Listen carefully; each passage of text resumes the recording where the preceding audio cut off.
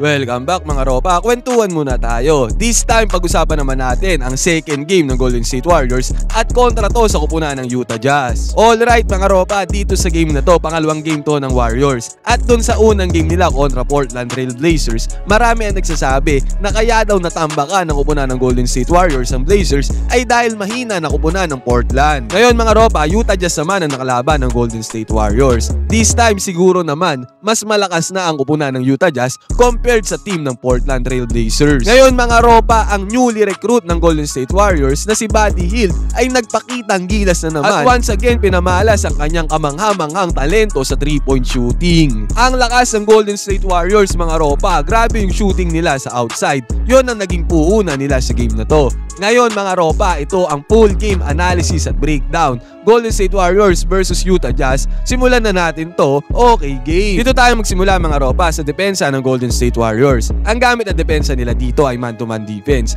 At ang first five nila sa lineup ay pinangungunahan ni Stephen Curry, Andrew Wiggins, Draymond Green, Jackson Davis at ni Jonathan Kuminga. Ngayon mga ropa, dito sa opening frame ng first quarter ay maagang lumamang ang kupunan ng Utah Jazz. At pinangunahan niya ng player na si Lauri Markkanen na siyang kinukuha ng Golden State Warriors nitong nakaraang off-season. Nakakuha ng 3-pointer dito ang kupunan ng Utah Jazz. Basket is good, no problem. Ngayon dito naman tayo sa kabilang banda. Possession naman ng Golden State Warriors. Pansinin natin dito yung position ng first five ng Golden State. Kung mababansin natin mga ropa, wala ni isang player ng Golden State Warriors ang nandoon sa may loob ng 3-point line. Pansinin nyo mga ropa, lahat ng players na yan, 5 sila, nandoon sa may labas ng 3-pointer. Binanggit ko na to nung nakaraang video ko about sa Golden State. Ganito talaga ang mode of offense nila. Usually ginagawa nila to para mag-spread ang defense ng kalaban. At the same time, spread din ang offense nila dito mga ropa. Ibig sabihin nito, maluwag ang depensa ng Utah Jazz pagka ganitong opensa or position ang gamit nila. Interesting nga dito mga ropa, wala si Kevon Looney sa may first five ng Golden State Warriors na usually nagsiset ng screen dito sa ibabaw. At ang nangyari nga dito mga ropa, simpleng-simple lang. Dahil nga kalat dito ang mga tao ng Golden State, pumeke lang ng konti dito si Stephen Curry na iwanan niya na yung defender niya dyan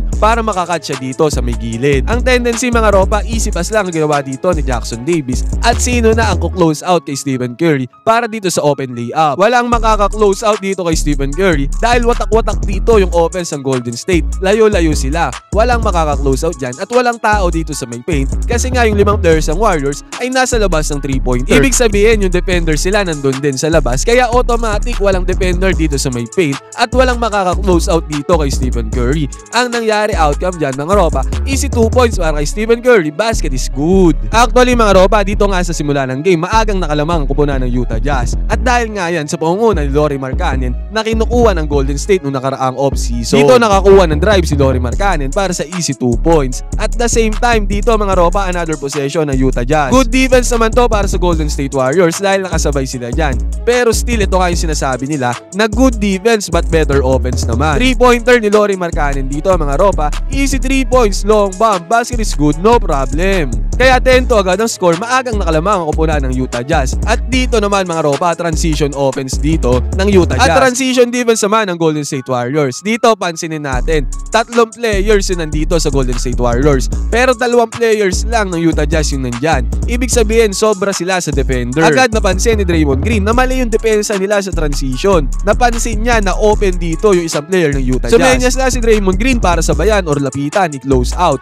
Pero huli na ang lahat mga ropa, naipol na yan. Enough space na yan para sa player ng Utah Jazz na to. Basket is good, no problem, 3-pointer. At dahil nga dyan mga ropa, umabot sa 15-6 ang score. 9 points ang naging kalamangan ng Utah Jazz dito sa opening frame ng first quarter. Pero nagbago ang ihip ng hangin mga ropa nang pinasok na ang newly recruit player ng Golden State Warriors na si Buddy Hield. At agad-agad mga ropa, immediately nagbigay ng impact dito si Buddy Hield. Ngayon si Stephen Curry ang nagmamando ng bola dito sa may ibabaw at siya nandun din sa ibabaw. Pansinin natin yung mga players ng Golden State Warriors. Lahat yan nasa labas. Ngayon ito na yung splash body na tinatawag mga ropa. Nagpasaan lang sila dito sa may ibabaw. Simpleng play lang yan. Pero na-open pa rin si Buddy Hield dito sa may 3-pointer. Nagkaroon siya ng enough space para makatira dyan sa may 3 points. At syempre mga ropa ay pupukol ni Buddy Hield dyan pag may pagkakataon. 3-point shooter yan eh. At hindi niya nga binigo dito si Stephen Curry na kanyang katandem at kaduo. Basket is good para kay Buddy Hield. Easy 3 points, no problem. Sumunod na play mga ropa, possession ulit ng Golden State Warriors. pinasok naman dito si Kevon Looney. Pansinin natin dito na kumpulan yung Golden State Warriors dito sa may gilid sa may corner. At pansinin din natin dito yung position ni Kevon Looney. Ito yung inaambag niya sa team ng Golden State Warriors in terms of offense. Lagi siyang nakaset ng screen dyan, especially sa kanyang mga shooters at sa nagmamando sa ibabaw. Dito nga kitang-kita yung screen niya, kaya madaling nakadaan si Stephen Curry dito para makapwesto sa may corner 3-pointer. Dahil sa screen na yan mga ropa, open si Stephen Curry dito at much anticipated na din niya nakakampi niya kaya pinasa yung bola. Pinukol ni Stephen Curry ang 3-pointer na yan, pero hindi basket is good. Hindi pumasok yan. Pero dahil nandito sa may baba si Kevon Looney, siya agad ang nakakuha ng rebound dyan. Still mga ropa, good clean up para kay Kevon Looney. Siya naman ang nakakuha ng 2 points. Basket is good. Next scenario mga ropa, nag-jump ball dito ang kupunan ng Utah Jazz at Golden State Warriors. Ang nakakuha ng bola dito mga ropa ay Warriors. At tignan natin to mga ropa, hindi pa nakaka-set up ng offense dito ang kupunan ng Golden State. Pero tingnan natin ang ginawa ni Buddy Hield dito. Tinirahan niya ng 3-pointer dito ang Utah Jazz. Actually, good defense naman yan para sa player ng Utah Jazz. Pero grabe yung confidence at kumpiyansa sa sarili ni Buddy Hield para itira niya yung 3-pointer na yan kahit may bantay. At again mga ropa, basket is good ulit para kay Buddy Hield sa 3-pointer. No problem. Take note mga ropa, unahan ko na kayo. 7 out of 9 si Buddy Hield dito sa game na to sa 3-pointer. Ibig sabihin, 7 3-pointers ang kanya naipasok sa 9 attempts. Pambihira yun. Total of 21 points agad para kay Buddy Hield sa 3-pointer alone lang. Tapos the next play mga ropa, kick out ng bola dito ng Golden State. At ang pinag-kick outan niya dyan ay si Buddy Hield at si Stephen Curry. Kung titignan natin mabuti mga ropa, parang ang sarap sa feeling ng Golden State Warriors na ang ipag-kick outan mo ng bola sa may 3-pointer na nag-aabang ay si Buddy Hield at si Stephen Curry. Kumbaga kikinang na yung mata mo pag nakita mo nag-aantay yung dalawang yun sa kick out mo ng bola sa 3-pointer mga shooter At ang nakakuha nga ng bola dito mga ropa ay Stephen Curry. Ginalawan niya lang ng bahagya dito ang depensa ng kalaban.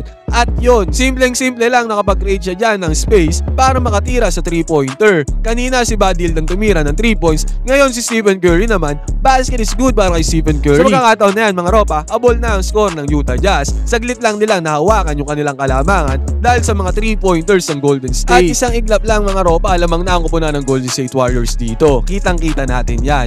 Pero dito mga ropa, ito lang talagang napapansin ko sa depensa ng Golden State. Lugi talaga sila dun sa may ilalim, pagbakbakan na sa ilalim. Tingnan natin ang ginawa dito ng Utah Jazz. Hinand off lang yung bola dyan, pinasa lang yung bola dyan sa may loob. Pero wala na silang nagawa dun sa height ng player ng Utah Jazz. Andali silang tiniraan ng easy 2-pointer, basket is good agad yan. Kulang sa height ang players ng Golden State Warriors para sa depensa. Nandito si Kevon Looney sa may ibabaw. Tapos ano nang nangyari sa depensa ng Golden State dun sa may paint? Wala na, naiskoran agad sila ng easy 2 points dito. Bigyang papuri ko lang ang player ng Golden State Warriors dito mga ropa na si Jackson Davis. Eto mga ropa, ito ang feeling ko na i-develop ng Golden State Warriors para maging frontman nila dun sa may paint. Dito ay nakatanggap siya ng pasa sa may ilalim. Tingnan natin yung ginawa niya dito mga ropa. Big man moves yan. Dahil sa ginawa niya yan ay pagpag niya yung depensa ng kalaban para makakuha siya ng easy 2 points. At next play mga ropa, nakakuha rin siya ng slam dunk dito dahil sa pick and roll na kanilang ginawa ng kanyang kakampi. Back to back 2 points yan para kay Jackson Davis mga ropa. Still impressive at malaking ambag pa rin kung tutuusin sa team ng Golden State. Sa senaryo na to mga ropa, unti-unti nang natatambakan ang kupunan ng Utah Jazz, nababaon na sila sa puntos.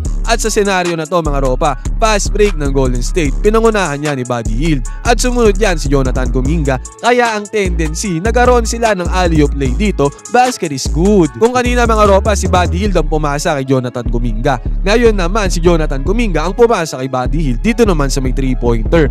Again, Buddy Hield ang kapwesto na naman sa may 3-pointer. Dapat to hindi pinapapwesto sa 3-pointer delikado. Tingnan natin dito mga ropa, again pinukol niya ang 3-pointer.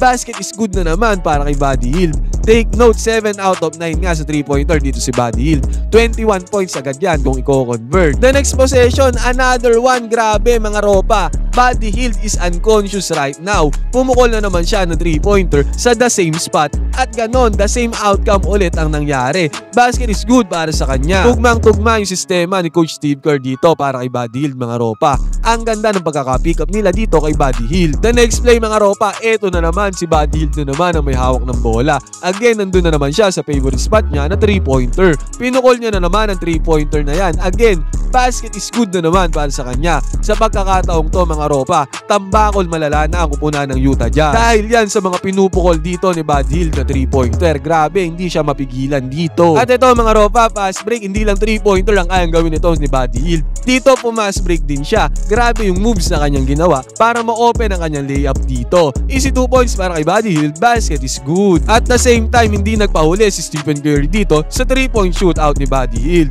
Ang ginawa niya dito mga ropa, sariling version naman niya ng 3-pointer against sa Utah Jazz. At syempre, same outcome kay Buddy Hield, basket is good yan. Take note mga ropa, 20 out of 50 ang Golden State sa may 3-pointer. 50 attempts na 3 points ang kanilang ginawa dito at 20 ang pumasok. Kung i-convert natin yan, 60 points agad yan. Kumpara sa 9 out of 42 ng Utah Jazz. Isang 3-point shooting team talaga ang Golden State Warriors. Nabubuhay sila sa 3-pointer. Sa pagkakataon na to mga ropa, hindi na nakahabol dyan ang kupunan ng Utah Jazz. Binaon malala sila dito ng Golden State Warriors sa pangunguna ni Buddy Hield at ni Stephen Curry. Ngayon mga ropa, malakas-lakas na team na yan, Utah Jazz mga ropa, compared dun sa Portland Trail Blazers na sinasabi nyong mahina, kaya natambakan ng Golden State Warriors ng unang game. Ngayon tambako lang kupunan ng Utah Jazz. Tignan natin sa susunod na game nila kung magagawa ulit nila Stephen Curry na tambakan ng kalaban nila. Ngayon mga ropa, ano masasabi nyo sa game na to ng Golden State Warriors at sa sistema na ginagamit ni Coach Steve Kerr na tugmang-tugma kay Buddy Hield? Pwede kayo mag-comment dyan sa baba, magkwentuhan tayo.